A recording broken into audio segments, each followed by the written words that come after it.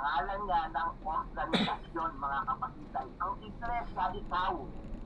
Tayo, mga kapatid, yung iglesia ang itinatayo ng ating Panginoon. May maraming pangalan kung wala namang miyembrong matitino, mga kapatid. Kaya nga, tayo yung itinayo ng ating Panginoon dahil tayo yung tatahanan ng banal na Espiritu ng ating Panginoon at hindi ka na pwedeng maglagay ng ibang pinagsasaligan o ibang foundation, mga kapatid. Kundi yung nalalagay na. So anong gagawin natin? Aanit ka doon. Ito, bilang iglesia, iaanit mo yung sarili mo sa Panginoon, sa Kristo at sa katuruan niya, mga kapatid. Doon natin iaanit yung sarili natin. Kung aanit ka lang sa malalaking relihiyon at hindi ka naman aanit sa katuruan ng ating Panginoon sa Kristo, anong silbi ng pagiging miyembro mo doon? At anong silbi ng pagiging iglesia mo kung hindi ka naman nakalapat sa aral ni Kristo, nakalapat ka lang sa pangalan ng simbahan ng malalaki o maliliit kung ano man yan, mga kapatid. Amen.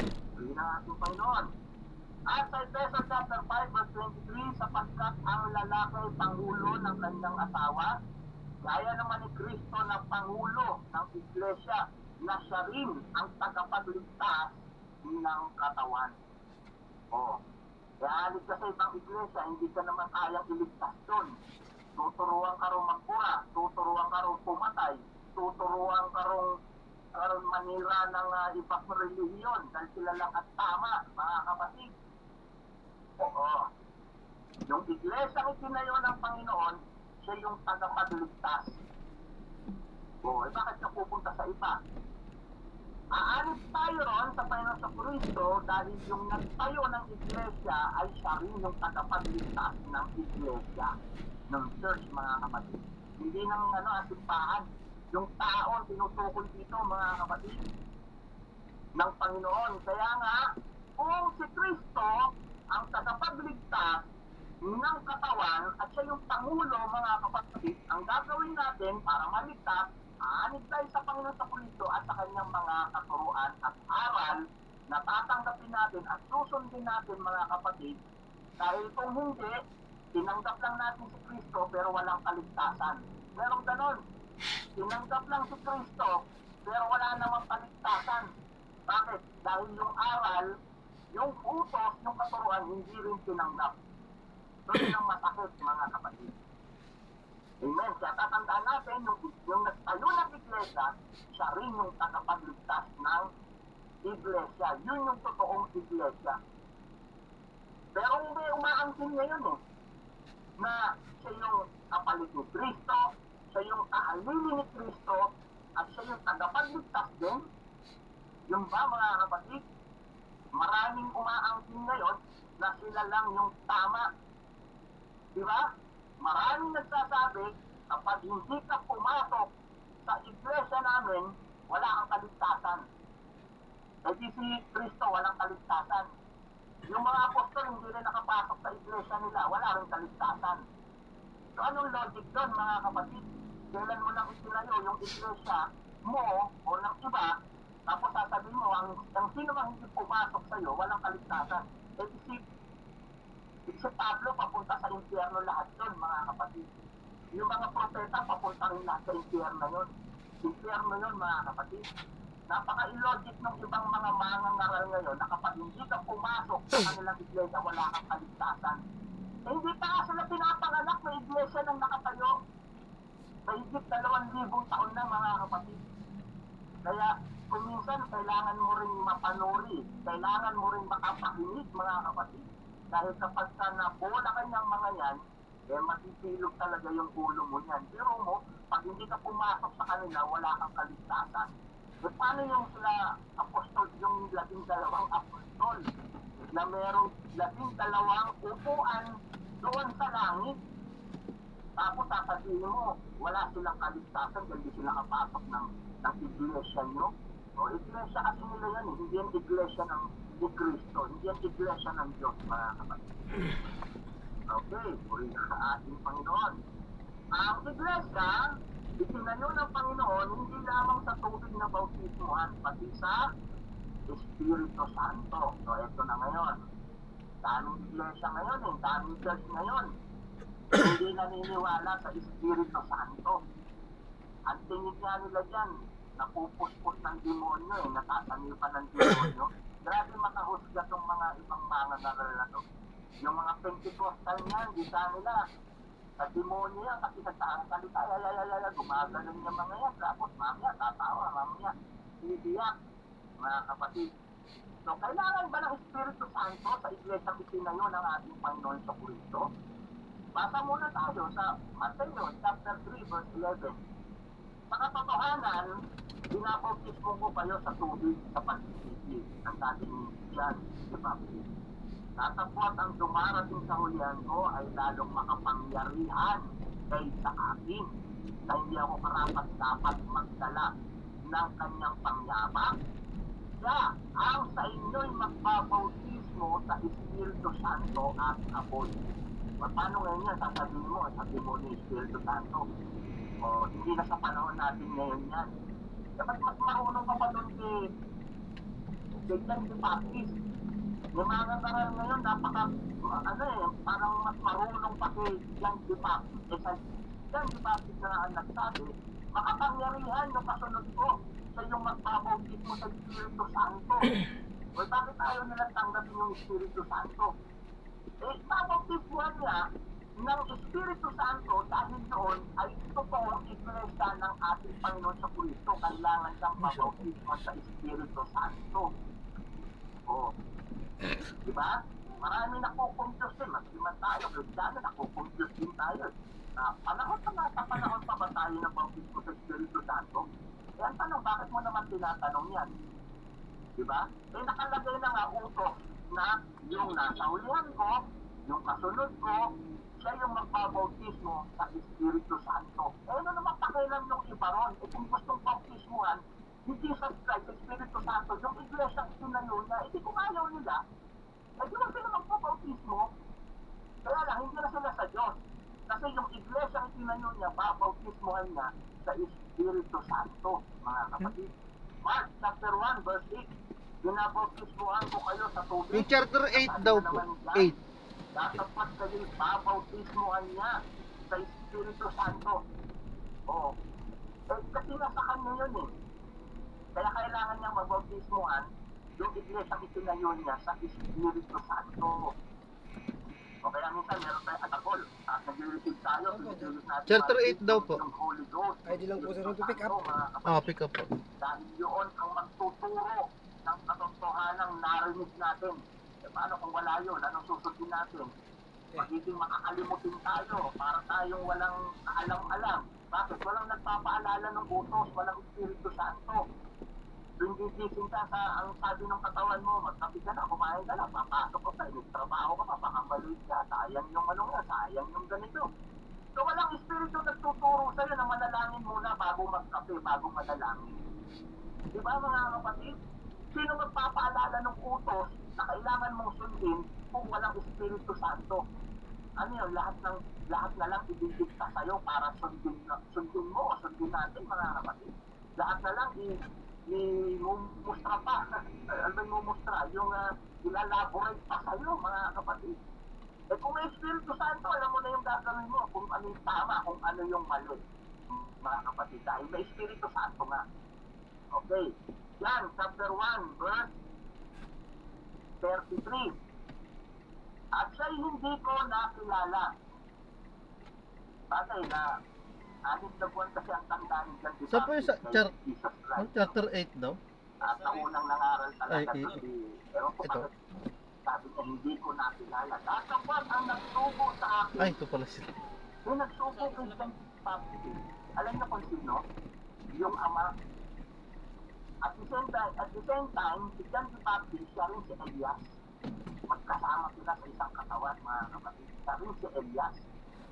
Kasi Elias nakatikim ng kamatayan o pinubutan ang ulo si John the Baptist. Mga kapatid. Ang nagsugo sa kanya, yung ama. Upang bumautismo sa tubig, ay siyang nagsabi sa akin, ito mga kapatid, yung nagsugo kay John the Baptist, ang ama. Kasi sa Masya yun na po. sa katawan, sa pagtawag, Ganyan. Sudli sa dito sulod. Dili, anak naman yan. Sige, dito na lang kami. Wala nang kasunod ng propeta. Ang huling propeta na talaga sa lupa. Ang kahuli-huli ang isang Baptist. Ngayon, sabi niya, ang makita mong babaan ng Espiritu at manahan sa kanya ay siya nga ang bumabautismo sa Espiritu Santo. Yun yung tinutukoy niya. Si Jesus Christ. Kaya kung si Jesus Christ nagbigay ng example na babautismohan siya, bumaba yung Espiritu Santo. Hindi po yun God the Holy Spirit, kundi yun yung Espiritu Santo. Actually, hindi na kailangan yun kasi siya nga yung magbabautismo eh. Bakit kailangan yung bautismo sa Espiritu Santo? Kasi yun yung mangyayari sa isang tao magpapabautismo sa tubig at makaka-receive ng Holy Spirit.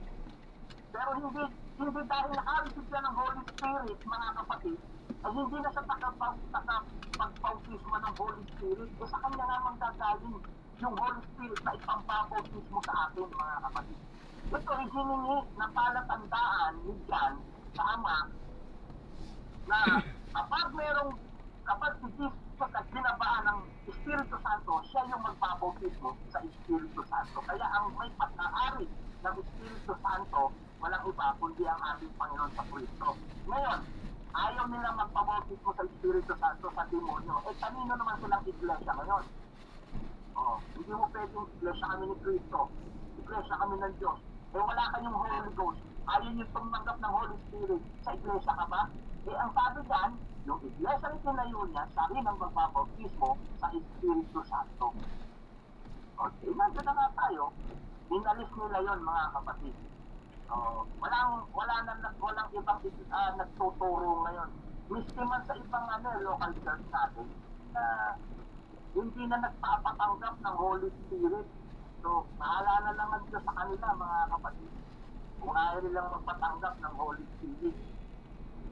At ang sabi sa Gawa, chapter 2, verse 1 hanggang 4. At nang dumating ang araw ng Pentecostes, silang lahat na nakakatipon sa isang dako at biglang dumating mula sa langit ang isang pugong na gaya ng isang umahagipit na hangin malakas at pinuno ang buong bahay na kanilang pinauupuan. At sila'y may napakitang mga dilang kawangis ng apoy na nagkabaha-bahati at lumabo sa bawat isa sa kanila at silang lahat ay nangapuspos ng Espiritu Santo at nagpasimulang magsalita ng iba't ibang wika ayon sa pinagkaloob ng Espiritu Santo na kanilang salitain. Dahil nga, sila yung totoong iglesyang itinayo ng ating Panginoon sa Kristo. Ang dami nun, 120 yun. Tapos, ang panahon natin ngayon, may mga churches ngayon, hindi na nagpapatanggap ng Holy Spirit. So, asan ang kaligtasan ngayon doon, mga kapatid? Paano tayo magiging pag-aari ni Kristo kung hindi tayo magpapabautismo sa Holy Spirit? O nagre-receive ng Holy Spirit, mga kapatid? Ayaw mo ba si Satanas? Kaya mo ba yung mga demonyong nakapaligid sa atin, mga kapatid? Yung tatlong espiritong kagaya ng palaka na umaaligid sa buong mundo? Kaya mo ba yun? Hindi natin kaya yun, mga kapatid. Kaya kailangan natin ng Holy Spirit. Eh sa 20 nga lang, takot ka eh. Doon nga lang sa dilim, nagtatabi-tabi po ka pa eh. Natatakot ka pa, di ba? Bakit? Walang Holy Spirit eh. Takot ka pa nga sa patay, di ba? Akala mo, nagpapakita sa iyo yung patay, pero wala naman talagang nagpapakita. O bakit? Kailangan natin ng Holy Spirit dahil ito yung magpapaalala sa katotohanan at kung meron man tayong kalabang principalities of the air, kailangan mo ng Espiritu Santo. Espiritu laban sa Espiritu, mga kapatid. Hindi mo kayang talunin si Satanas, hindi mo kayang talunin ang mga demonyo, mga kapatid. Lalo na kung ito'y nakapasok sa isang tao. Napakasira. Kung walang pananampalataya at walang espiritu ng ating Panginoon sa Kristo, yung mga tao, mga kapatid. Kaya napakahalaga na tayo may Espiritu Santo ng ating Panginoon dahil ito yung magpokontrol sa masamang ugali natin. Ito yung magbibigay ng katotohanan at totoong karakter at totoong pagsisisi yung Espiritu Santo na yan na inilagay ng Diyos sa bawat isa sa atin para tayo magkaroon ng pusong may pag-ibig, may pagbabago ng karakter at mga masasamang ugali o instinct natin, mga kapatid. Kasabay ng mga katuruan at aral ng Panginoon na siyang magtutuwid ng ating mga hakbang. Amen. Totoo yan, mga kapatid. Ang iglesyang ito ay siya ring templo ng Diyos. Basahin natin sa 1 Corinthians chapter 3 verse 16 hanggang 17. Hindi ba ninyo nalalaman na kayo'y templo ng Diyos? Kayo. Hindi naman sinabi nyo, mga itinayo nyo, templo ng Diyos yan. Hindi. At sabi rito, hindi ba ninyo nalalaman na kayo'y templo ng Diyos? At ang Espiritu ng Diyos nilalanahan sa inyo. Bakit? Kasi templo ka nga ng Diyos. Templo nga tayo ng ating Panginoon. Natural, yung Espiritu Santo mananahan sa atin. Kung dibain ng sino man ang templo ng Diyos, siya'y igigiba ng Diyos sapagkat ang templo ng Diyos ay banal na ang templong ito ay tayo. Hindi naman yung building. Ang church na itinayo ng ating Panginoon, mga tao. Kaya huwag kayo masilo sa malalaking simbahan ngayon dahil ang itinayo ng Panginoon na iglesia, mga tao. Wala naman sa itinayong malaking building nung panahon niya. E pakalat-kalat nga lang sila kung saan sila abutan ng gabi, doon sila bukod sa Jerusalem, mga kapatid, ano? Sa templo sa Jerusalem, pag nasa labas sila, mga kapatid, so, tinuturuan sila ng ating Panginoon, minsan sa bundok, minsan po, saan. Kasi nga, nung itinayo niya, spiritual na, sa panahon natin ngayon, tayo na, mga kapatid. Dahil ang Israel, sumusunod sila sa batak ni Moises, ang templo nila, Jerusalem. Ang templo ngayon ng ating Panginoong Diyos, walang iba kundi tayo, mga kapatid. Dahil kung hindi tayo tinayo ng ating Panginoon, wala tayong kaligtasan. Bakit? Sa Jerusalem, ang templo ng Diyos, wala sa Pilipinas. E paano ka pupunta sa Jerusalem? O tinilagi doon ang hindi nakakasamba, nakakapunta ng sambahan. Kaya nga itinayo niya ay iglesia general pangkalahatan kahit saan lugar ka. Basta sumusunod ka kay Kristo, iglesia ka ng Diyos, iglesia ka ni Kristo. At ang templong ito ay banal. O, pwede mo bantanin yung sarili mo sa hindi banal, sa kabisyuhan, sa kalukuhan, mga kapatid. Hindi mo pwedeng dalhin sa kabisyuhan yan, sa kalukuhan yan. At sa kawalangyaan niyang katawan natin, mga kapatid, dahil yan ay templo ng Diyos. At ang templong yan, ginawang banal. Kaya nga, ang sabi niya, kapag giniba mo yung templong yan, iibahin ka rin ng Diyos. Totoo yan, mga kapatid. Dalhin mo sa sugalan yan, katawan mo. Dalhin mo sa puyatan na wala ka naman napupulot na na hindi naman trabaho na alam mo na yung parang pawardi-wardi, parang walang patutunguhan ng buhay. Dalhin mo dun yan. Isang araw, magkakasakit yan. Dalhin mo sa alak yan, dalhin mo sa sigarilyo yan. Kung saan mo daling kalokohan yan. Isang araw, gigipain yan ng Diyos, mga kapatid. Oo. Ako sasabihin mo, pagsubok lang. Hindi pagsubok yun. Curse na yun, mga kapatid. Kaya huwag natin gagawa ng yung katawan natin, huwag natin dadalhin sa kawalangyaan, mga kapatid. Dahil kapag giniba natin yan, yan nananahan ng Espiritu Santo, panigit tayo ng Diyos na hindi mo nalalaman. Na marami mga tao ngayon, mga kapatid, hindi alam kung saan patutungo. Litong-lito na. Amen. At ang sabi sa 1 Corinthians chapter 6 verse 19 hanggang 20, kung hindi pa ninyo nalalaman na ang inyong katawan ay templo ng Espiritu Santo. Hindi naman doon sa church nyo, maganda yung church nyo, yun ay templo ng Espiritu Santo. Kaya minsan pumapasok ko doon sa church para bang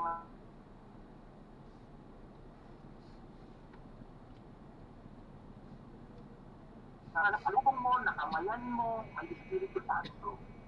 Mga kapatid, templo ng Espiritu Santo na nasa inyo, na tinanggap ninyo sa Diyos, at hindi kayo sa inyong sarili. Sa Diyos pala yan, mga kapatid. Lagayan ng Espiritu Santo yung katawan natin. Sapagkat, binili kayo sa halaga. Binili pala tayo ng Panginoon. Minsan tayo nasusunod eh. Parang tayo yung may-ari ng sarili natin habang Kristiyano ka. Eh, bakit pala lang kung napa-apply na, malis na, ikaw na yung may-ari ng sarili mo kasi ikaw na yung nasusunod sa sarili mo. Pero habang Christian ka, habang miyembro ka ng isang church, lagi natin tatandaan, binili ka sa halaga. Kaya, luwalhatiin nga ninyo ng inyong katawan ang Diyos. So, anong gagawin natin mga kapatid? Habang Kristiyano ka, luluwalhatiin natin yung katawan natin dahil ito'y sa Diyos, mga kapatid. Kaya minsan, kung anong mga bagay na pag nasa loob tayo ng church, wala tayong kakipog-kipog minsan, ano? Pero hindi ko naman binibigyan ng masamang hangat yung aking sasabihin, mga kapatid. So, templo ka ng Diyos. Kailangan nabibigyan mo ng kaluwalhatian ng ating Panginoon, karangalan ng ating Panginoon sa pamamagitan mo, sa pamamagitan natin, mga kapatid. Kung minsan, ang hirap natin lumuhod, ang hirap natin magtaas ng kamay, ang hirap natin banggitin yung praise the Lord, hallelujah, ang hirap natin umawit, ang hirap natin magbigay ng ikapupuri ng Diyos, mga kapatid. Hindi natin alam na tayo ay templo nga ng Diyos. Kaya ang sabi dyan, luwalhatiin nga ninyo ng inyong katawan ang Diyos. So, diba? Dahil yan ay pinili sa halaga. Binenta niya yung pagka-Diyos niya, hindi naman binenta, mga kapatid. Iniwan niya yung kanyang pagka-Diyos dahil lang sa akin. Gumawa lang siya ng dugo ng katawan para ipangtubo sa lahat ng kasalanan, mga kapatid. Pagod ang sabihin natin kung minsan, ako may-ari ng buhay ko. Walang pwede pakialam sa akin ako mag-desisyon. Diba? Ang hindi natin alam, kailangan mong luwalhatiin ng Diyos habang Kristiyano ka at ikaw ay siyempre ng Iglesia ng ating Panginoon. Ang gusali ay hindi iglesia, kundi mga tao. 1 Corinthians 3:9. Sabi dyan, sapagkat tayo mga kamanggagawa ng Diyos. Kayo ang bukid ng Diyos, ang gusali ng Diyos. Tayo yung gusali, tayo yung building, tayo yung bukid, tayo yung building o gusali. Mga kapatid, lagi natin matatandaan yan. Gusali pala ako ng Diyos, building pala ako ng ating Panginoon. Kaya nga kung merong templo, bukod sa langit, tayo yung pangalawa. Tayo yung pangalawang templo niya dito sa lupa. Tapos, magiging marami pa, mga kapatid. Sayang naman yung pagiging templo na itinuring ng Panginoon sa atin kung yung templo niya marami. Timothy 3:15, ngunit kung ako'y magawa ng mahabang panahon, ibig sabihin, bilang ka ng mahabang panahon, dumating ng maraming taon, maraming panahon, mahabang panahon, taon, ay upang maalaman mo kung paano ang dapat na ugaliin nila sa bahay ng Diyos. Eh dapat alam na natin pala. Hindi pala nagbilang tayo ng panahon, ng taon, hindi natin alam kung ano yung dapat natin ugaliin sa bahay ng Diyos. Hindi ba ito at man, napag-aaralan, nagtututunan, nagtuturuan, pagkakatuto, di ba mga kapatid? Kaya tayo maglulot ng taon, na wala naman tayong kaibigan, wala naman tayong malalaman. Eh, kasi tayong mga panahon, wala naman tayo matutunan. Pero kaya tayo nag-aakay ng taon, lalo na sa pananampalataya, sa pag-aaral ng salita ng ating Panginoon, eh dapat pala malaman natin kung ano yung pag-ugaliin ng tao sa bahay ng Diyos. Na siyang iglesia ng Diyos na buhay, haligi at saligan ng katotohanan. Sino to? Tayo. Habang tumatagal tayo, lalo tayo nagiging mature. Sana, mga kapatid, para malaman natin kung ano yung dapat natin ugaliin sa bahay ng Diyos. Kaya, bawat fellowship namin mo yung salita ng ating Panginoon. Dahil kung ito'y baliwala lang, kada fellowship natin, wala tayong matututunan. Kung haba yung panahon na naging miyembro tayo ng isang church, wala pa rin tayong naiintindihan. So wala pa rin tayong uugaliin sa bahay ng Diyos. Ganun lang yun, mga kapatid. Pero habang tumatagal tayo sana sa Diyos, mga kapatid, dapat alam natin kung ano yung dapat natin ugaliin sa bahay ng Diyos. Dahil yung bahay ng Diyos, na siyang iglesia ng Diyos na buhay, haligi at saligan niya ng katotohanan. Sino? Yung katawan natin, yung sarili natin, saligan ng katotohanan yan. Diyan nilalagay ng Diyos yung kanyang foundation, mga kapatid. Colossus chapter 1 verse 18, at siya ang ulo ng katawan sa makatuwid bagay ng iglesia, na siya ang pasimula ang panganay sa mga patay, upang sa lahat ng mga bagay magkaroon siya ng kadakilaan. Sa lahat ng bagay magkaroon siya ng kadakilaan. Yung, alam niyo yung every achievement mo, at bawat narating mo, at bawat tagumpay natin, mga kapatid, is all the glory must be to the Lord. Hindi ka nabuhay sa sarili mo. Hindi tayo, although malakas ka ngayon dahil binibigyan tayo ng lakas ng Panginoon. Wala kang sakit ngayon dahil merong nagpapagaling.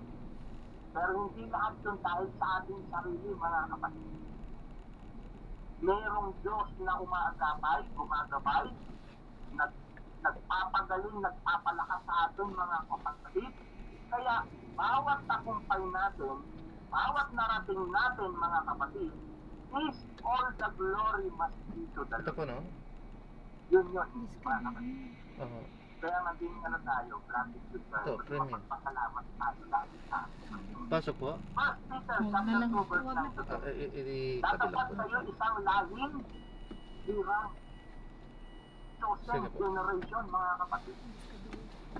Isang makaaring pagkasaserdote, chief priest, mga kapatid. Royal priesthood. Ito po. Ito po. God bless po. Royal priesthood tayo, mga kapatid. Lahing may pagkasaserdote. Bansang banal, bayang pag-aari ng Diyos. Ito po. Upang inyong ipahayag ang mga karangalan niyang tumawag sa inyo mula sa kadiliman. Kanyo na? Hanggang sa kanyang kabila-hilala ng kaliwanagan. Basura lang tayo dati. Wala tayong kwenta sa paningin ng Diyos, mga kapatid. Ang sabi dyan, tumawag sa inyo mula sa kadiliman. Madilim ang buhay natin noon. Mukha lang tayong malinis, mukha lang tayong mapait noon. Pero kung tingin ng Diyos, di naman tayo mapait. Mga, excuse me lang, mga kapatid, mga walang hiya tayo noon, mga kapatid. Mga wala tayong mga mararating, di ba? Yan ay mula sa kadiliman na pinanggalingan natin, mga kapatid. Hanggang sa kanyang kabila-bilalaan na kaliwanagan. Na ng nakaraang panahon, Ayan, hindi ito pa po yan, natin. mga kapatid. Nakakatap ito. Tatapot ngayon bayan ng Diyos. Pag sinabing bayan ng Diyos, bayan ng katotohanan yun. Na hindi nagsipagkamit ng awa noon, ha? Tatapot ngayon nagsipagkamit ng awa. Ganyan na. Ang ganting. O yun, mga kapatid. Walang awa na ibinigay sa atin ngayon. Doon, mga kapatid, pero nang tinanggap natin ang Panginoon, nagsipagkamit tayo ng awa. At ang pinakamaganda doon, isang lahing hirang. Alam niyo yung mga chief priest, ginagkalang yan noon, mga kapatid. Hindi mo pwedeng, kita mo yung kapangyarihan na yun. Sila nga yung nagpapako sa Panginoon sa Kristo dahil makapangyarihan sa chief priest natin. So, ginawa tayong gano'n ng ating Panginoon. Yung lahing may pagkasaserdote. No? Dapat maging meron tayong may pagkasaserdote, mga kapatid. Hindi nagtataglay ng kautusan, nagtataglay ng katotohanan. At sa Acts chapter 20 verse 28, ingatan ninyo ang inyong sarili at ang buong awan na sa kanya ginawa kayo ng Espiritu Santo ng mga obispo upang pakanin ninyo ang iglesia ng Panginoon na pinili niya ng kanyang sariling dugo.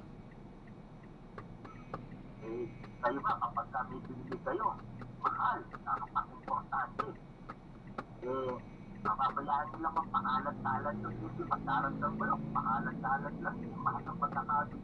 Eh, yung nga yung hinirang yung sapatos nyo, vitamin nyo, binigay mo malinis yung dumating sa'yo, nagkikitata, mga kapatid, diba? Parang nakakaramdam na ayaw mo na magpahiram ko eh. Tapos ang sasabihin, wala eh. Ang sasabihin, pinahiram ko sa isang container eh. Besides ako, ay, pinahiram ko. Hiniram ko lang, pinahiram pa, mga kapatid. Nakakapagdamdam yung gano'n, diba, mga kapatid? Pero sabi dito na pinili niya ng kanyang sariling dugo. Buhay at kamatayan ang pinambilig ng Panginoon, mga kapatid. Sana maramdaman natin yun. Yung pinili ka ng Diyos ng kanyang sariling dugo, no? Dapat maramdaman natin yun, mga kapatid. Dahil last, ang sabi sa Galatians chapter 1, verse 6 hanggang 8, 8:56. ako'y namamangha na kay dali ninyong nagsilipan sa ibanghelyo. Buhat sa tumawag sa inyo sa biyaya ni Kristo. Ito masakit, mga kapatid. May mga iba na lumilipat. Ang dahilan nila sa UPC dahil bawal eh. Oh, bawal makeup yan. Bawal may damit yan. Hindi ko mailantad yung kita ko. Hindi ko mailantad yung dibdib ko. Diba? Yung labi ko, kulay itim, hindi ako gumaganda. Kasi bawal nga makeup yan. So, yun nga, mga kapatid, nagsisilipat doon sa mawalang bawal. Ililipat ka doon sa walang bawal, sasaalang-alang mo yung kaligtasan mo, doon sa walang bawal, mga kapatid. Eh, hindi naman tao nagbabawal dito, kundi ang Biblia, mga kapatid. Na ito hindi ibanghelyo, kundi mayroong ilan sa inyo ay nagsisiligali at nangag-ibig na pasamain ang ibanghelyo ni Kristo. O, sayang, dahil bawal yan, dito sa ulit. Sa demonyo yung mga yan, mga buwanga din yan. So, ikaw naman, dahil na walang Espiritu Santo na, tapos, salat pa tayo sa katotohanan, bihira pa tayo makinig ng salita ng ating Panginoon, ay hila ka ng mga kumukumbinsi. No? May hila tayo ng mga nagtuturo sa ating bisanin mo ng bawal. Pwede doon tayo sa. Basta sa loob, bawal manigalyo sa labas, pwede na. Bawal uminom, huwag ka magsisimba na nakainom. Pagtapos magsimba, hindi ka na uminom. O yun, pupunta ron yung iba, dalawa lang bawal. So yun ang masakit, mga kapatid. Pinasasama yung ibanghelyo ng Panginoon, tapos kay kalinin ninyong nagsilipat sa ibang ibanghelyo. O yun ang masakit, mga kapatid. Pero habang nandito tayo, kung ano yung katuruan nandyan, mga kapatid, kita nyo ang dami natin talatang binabasa. Ito naman sa akin ang gagaling eh. Binabasa ko lang, mga kapatid.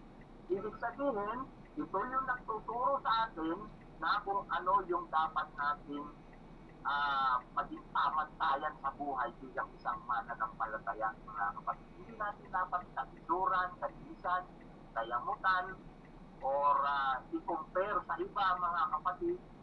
Hindi mo dapat i-compare dahil ikaw yung iglesyang tinayo ng ating Panginoon, mabukis mo kanya sa Espiritu Santo. Hindi mali yung pananampalataya mo, yung pag-anib mo sa iglesyang ito, hindi mali, mga kapatid, dahil lahat naman dinuturo sa inyo. Letra by letra, talata by talata, mga kapatid. Bye-bye. Diba? Kaya, tayo na lang po ang pagkakaroon ng desisyong maging matatag, maging mananampalataya, masunurin, yung maging foundation ng ating Panginoon, maging saligan, no? Yung ating sarili, yung ating katawan, para maging tapat, maging tunay tayong iglesia ng ating Panginoon sa bawat ating susundin na mga salita ng ating Panginoon, mga kapatid. Amen. Purihin ang ating Panginoon. Ang ganyan po ang ating topic. Nakatapos na naman tayo ng isang pasta ang pamagatay ang iglesia. So tayo iglesia, mga kapatid. Sayang naman yung tao hindi banal. Tapos sasabihin ng iba yung templo banal, yung church banal. So unrighteous yun mga kapatid. Mas maganda, banal yung pumupunta ron sa simbahan at itentan yung simbahan na nagiging banal. Pangit naman kung yung simbahan banal tapos yung pumapasok hindi banal. O hindi rin iglesia ng Diyos mga kapatid. Diba? Kaya nagiging banal yung isang church dahil banal yung pumapasok doon sa church. Amen. At paano yun mga kapatid? So kung meron kayo ibang katanungan tungkol sa ating napag-aralan mga kapatid, mag-chat po kayo ng isang tanong sa ating GC at sasagutin natin yan sa kapangyarihan ng ating Panginoon. Tayo po'y manalangin. Salamat Lord sa gabing ito, Ama, sa ating napag-aralan ngayong gabi tungkol sa Iglesia.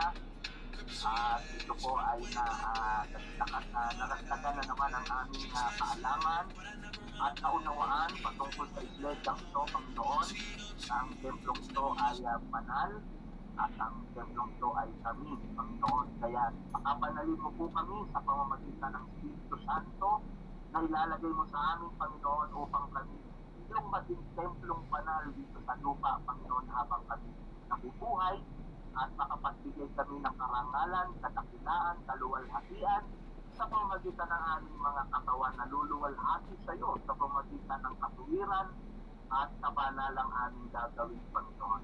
Magpalain niyo po ang bawat isa sa amin, saan man kami naroon ngayon, ano man ang aming ginagawa, Ama. Ingatan mo po kami at gabayan at iligtas kami sa lahat ng kapahamakan, maging sa pangganambala ng mga masasamang espiritu, Panginoon. Ang aming tahanan, ang aming buhay, ang aming pamilya, ingatan mo rin po, Panginoon. Salamat, Lord, ito po yung aming dalangin sa iyong dakila at makapangyarihang pangalan. Amen. So, salamat po mga kapatid. Pagpalain po kayong lahat ng ating Panginoon. Bye for now. Salamat po.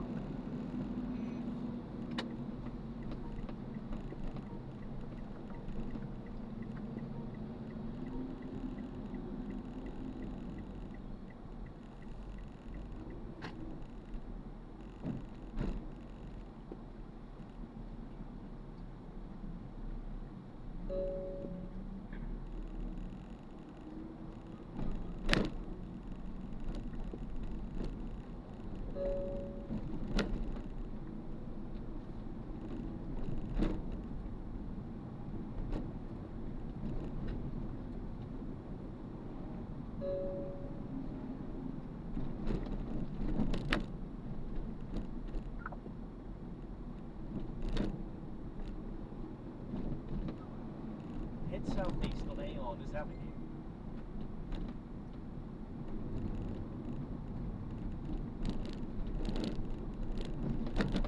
Enter rightmost lane, then in 100 meters, turn right at the traffic light.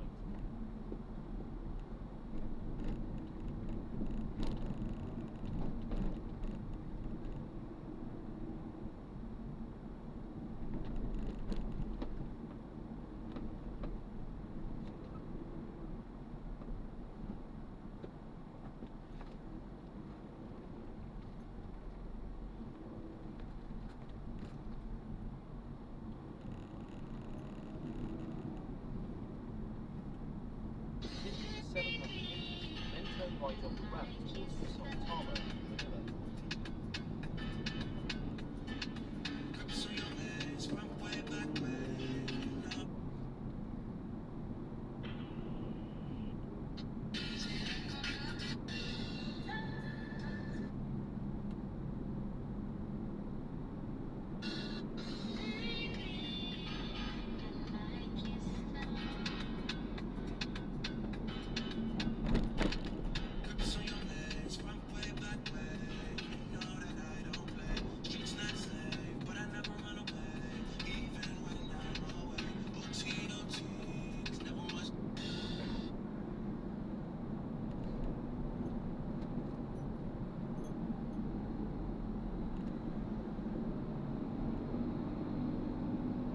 In 200 meters, turn right off the ramp towards Santama, Manila.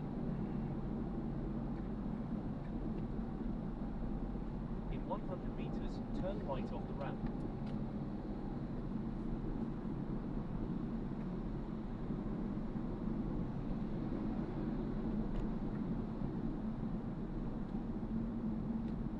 In 100 meters, turn right onto Chino Rosas Avenue.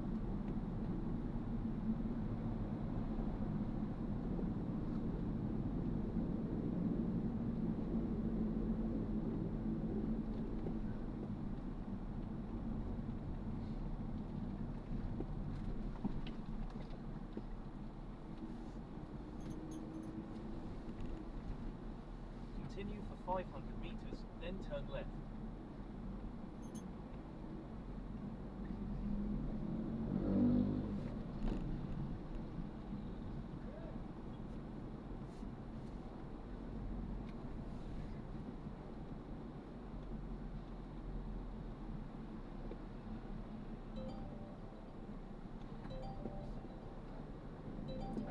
In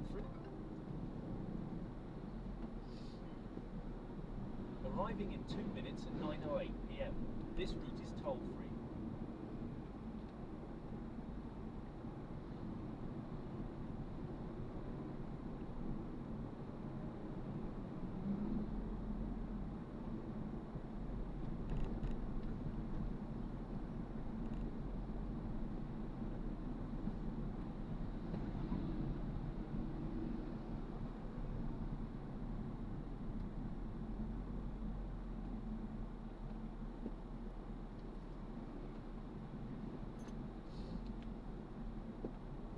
In 90 meters, turn left.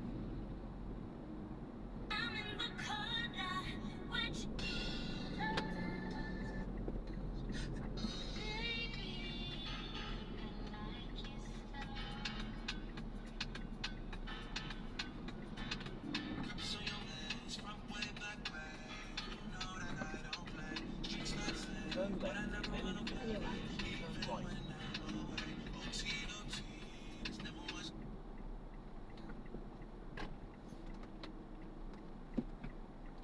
In 30 meters, turn right, then in 50 meters, you will arrive at your destination.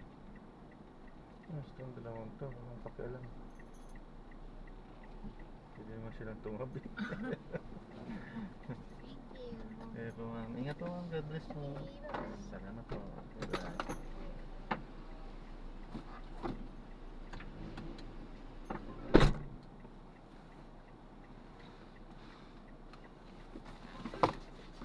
Ayun, so na-drop na natin siya.